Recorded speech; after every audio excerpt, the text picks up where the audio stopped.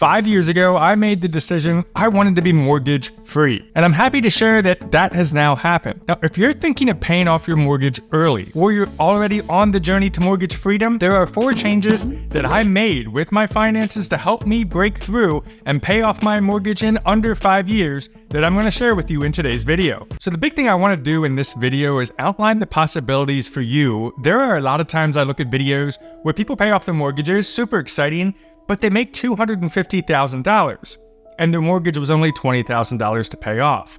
To me, that just felt unrealistic, or even better yet, this meme right here. You feel like the bar is lower for everyone else except for you. I felt just like that. So let me take you back 5 years ago. Now, our home is worth over $400,000, so it was a big chunk of change. Not only that, our income ranged anywhere between $60,000 a year for household income up to over 6 figures. Now, we did a lot of side hustles that helped bring up our income, and I'll explain that, but you don't actually need side hustles to pay off your mortgage early. So 5 years ago, after we worked hard to pay off our student loans, to pay off our car debt, and everything else, we were debt-free except for the home, I got this crazy idea in my mind that I wanted to pay off the house. Now, a lot of people might ask, why? Why would you pay off your mortgage? You could easily take that same amount of money that you're putting extra toward the mortgage and invest it instead. The stock market grows on average 10% per year. Why would you put it toward a mortgage which only has like a 4% or a 2% interest rate at the time? Now, this is always going to be a great debate, but here was my personal thought. I didn't want to risk anything of losing my home when it came down to the personal finances of it. So for example, if I had a mortgage and I had to pay $1,000 or $2,000 a month, and let's say I get laid off or income stops coming in, what am I going to do? I mean, I'm going to potentially foreclose on the house. So I didn't like that feeling. And I got close to laying off a couple times, and I don't want to risk that happening and then having that thing over my head. And that's what inspired me to begin this journey. So let me walk you through how I did this in less than 5 years. We bought the house in 2017, paid it off in March of 2022. So we've had it paid off now over a year. But I will tell you this, it wasn't always going to be 5 years. When I first did the math, we were projecting to pay this off much, much later, but yet still less than 30 years. So right here, we're looking at my original loan schedule. Now, I am very nerdy when it comes down to Excel, and I downloaded this particular template because I wanted to track everything about my mortgage, and specifically what my loan amount was. So at the time, it was $285,000 at a 4.25% interest rate. What I want to point out to you are 2 things. Number one, over here on the right-hand side, it says total interest was $220,000. So on top of the purchase price of the home, I would have to pay back over 30 years an additional $220,000. Now, a lot of people say that a house is an asset. If you think about it that way, add your current price of your home that you paid for it, and if you don't pay any extra payments, you would pay an additional $220,000 of interest. Then you would have to sell your home for the price of those 2 things combined in order to actually make a fair and reasonable profit on your home. So I didn't like that idea. I wanted to be able to profit without having to pay so much interest. The second thing I want to point out is right down here at the bottom. If I scroll all the way down to the very last payment, check out the date, 2047. So we'd be holding on to this payment, and what is it? The scheduled payment at this time was $1,406 every single month, all the way to 2047. So no matter what happens, my income gets lost. I got to figure out a way to chuck up $1,400 all the way through to 2047. So I started thinking, okay, if we could engineer this differently, why don't we focus on extra payment? See that column right there that says extra payment? That's what we zeroed in on. So that's my first tip. Save up your money. Now, there's a couple ways you can do this. People say a great way to pay off your mortgage early is to do bi-weekly payments. That basically means you could get an extra month of mortgage payment throughout the year. You'd be actually making 13 payments instead of only 12 payments for the year. Therefore, you get a bonus month of payoff. I didn't actually worry so much about that. What I did is I saved up as much money as I could, put it in a savings account, and then at the end of the month, I went into my mortgage company, and make sure your mortgage company allows this, add an additional principal-only payment. That way it brings down the actual balance of the mortgage and it helps with your total interest paid. So check out this. I thought, wait a minute, there is a way that we could do $1,000 extra per month. Now, I know that may not be the same for everybody, but start where you can. Even if you can only do $100 a month, that's okay. But I'm going to plug that in. Every single month, I have got to find an additional $1,000. I don't care how I'm going to do it. Maybe I'll get a second job delivering pizzas on the weekend. Maybe what I'll do is I'll focus on side hustles. I was determined to get this dang thing paid off. And that is what I did. $1,000 a month. Now look at the difference. Look at the total interest you're now paying. Instead of $220,000, I was only paying $86,000 for the life of the loan. I scroll down here, and now I get to pay it off in 2030.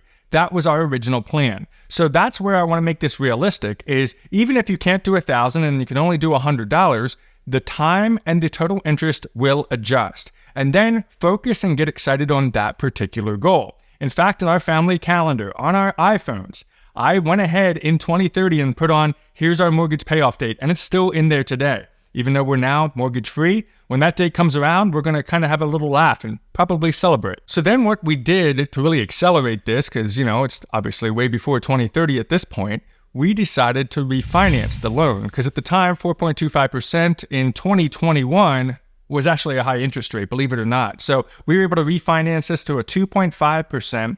And then I actually decided to restructure the loan to make it a 15-year mortgage instead of a 30-year. Now, the difference there, though, is that my scheduled payment right here in this column will be a lot more, because now we're talking about a 15-year loan instead of a 30-year. But the benefit of that is my beginning balance will be lower because I've already put enough down. And this is what it then looked like. Our interest rate was now 2.5%, 15-year mortgage instead of 30, and the beginning balance was only $241,000, so my scheduled payment was higher than the $1,400 at $1,600 a month, but I decided to continue on with my $1,000 every single month, therefore bringing the total interest down to $27,000 over the life of the loan. So let's talk about a few ways that I got this accelerated from what would have been 2030 to 2022 in less than 5 years. As I mentioned earlier, number one is save up as much money as possible. If you're serious about paying off the mortgage like I was literally finding any way I could save up some extra money. Throw it into the savings account, throw as much as possible. Then at the end of the month, putting all that toward that extra payment. But it's important to go into the mortgage. The number two strategy we use is called a no-spend month. Now, this is a really fun thing to do if you're looking ahead at the month. And let's say you have a family, or if not, just look at your month ahead and decide, okay, what am I doing this month? Is a lot going on? If not, let's classify this as a no-spend month, which means, hey, not much is happening. We're literally going to only scrape by. Now, it doesn't mean totally go living on nothing, but that means just get enough groceries to keep us nice and full and happy. Let's reduce a little bit on how much we're going out to eat, or maybe we won't go out to eat at all this month and wait until the next month after that to enjoy something. Let's put up the AC a little bit to maybe 76 instead of 74 degrees in the house. By the way, I'm not a big fan of going to 80. That's just way too hot for me. So, but a couple of degrees will help. And let's cut back on water usage. And that's what we do for our no spend months. And then for that, we're taking everything that we saved, piling it away, and then at the end of the month, again, toward the extra principal, it goes. Number three is budget like an absolute beast. So we were constantly budgeting and looking ahead, and I recommend getting yourself on a budget. Look at how much and how many times you have to make payments throughout the month for water bills, electric bills, trash bills, anything that you may have. Put that down so you can really look at, okay, here's how much income I have, here's how much is actually going out, and really kind of clarify that. The more clarity we can get on the budget, I thought the better we could get toward paying down the mortgage, and it seemed to work quite well, because that led me into tip number 4, which is limiting our overhead. And what I look at for that is in my budget, I'm looking at all the different payments that'll typically come in month over month. And then I look a little bit further and I say, okay, well, do we actually need to do A, B, and C in this budget anymore? Great example, Paramount Plus, Netflix, Google, Prime, all those different things, all those streaming services. Could we cut back on that for a little while? How much are we actually watching it, first of all? And then if we're watching it a lot, we'll keep that. And if we're not watching it a whole lot, we'll save money on that so we can take that $11, $50, $100 and put it toward the mortgage. Imagine if you could find just $100 a month, what difference that would make for you in paying off your mortgage earlier than anticipated. But to make this realistic, these are only about focusing on your budget and focused on what you can do to cut down costs to put more of your income into the mortgage. Now, of course, what I did is I started picking up side hustles, and that's a whole nother level. So if you have everything else on lockdown and you're like, okay, I'm here and we're kind of plateaued, we're doing good, but we're plateaued, then we can look into different side hustles. How do we get more money? Whether that's picking up a second job, whether that's like reviewing things on Amazon, whether that's going out and doing something on Shopify or online or YouTube or something. Find a way to get extra money so you can get even more aggressive with the mortgage. But even if you don't, then it's okay to pay off your mortgage in 10 years or 15 years. You're still beating, I would say, well over 80% of Americans who don't pay their mortgage off right away. And some people don't. Some people like to keep that mortgage and invest that money instead. But man, I am so glad I paid it off when I did. So what questions do you have? I'm an open book. I might even dedicate a video to you based on my mortgage payoff journey. Just drop them down below. And if you're into going from an average life to an amazing life, make sure you subscribe. Check out this video next. We'll see you on the next video.